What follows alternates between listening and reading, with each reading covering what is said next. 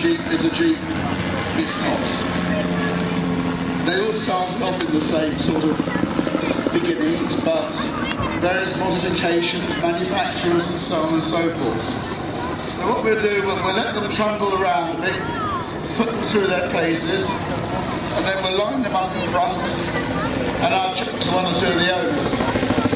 And I must apologise about my voice. It might all pack up this afternoon, so if you suddenly see me, my lips moving and nothing else coming out, then it's time for me to go home.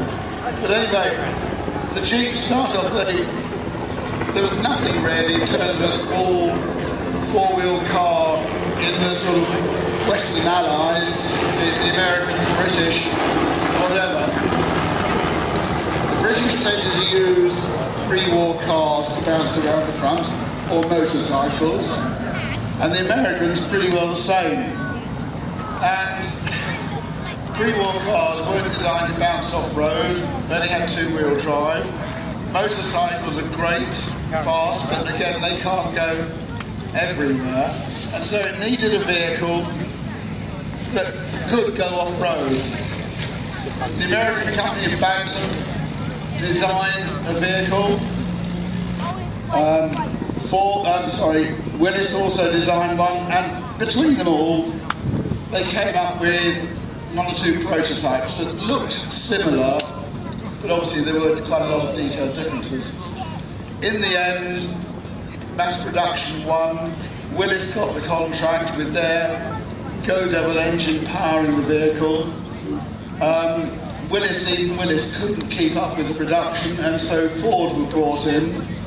And so you've got Ford producing some 250,000, Willis similar.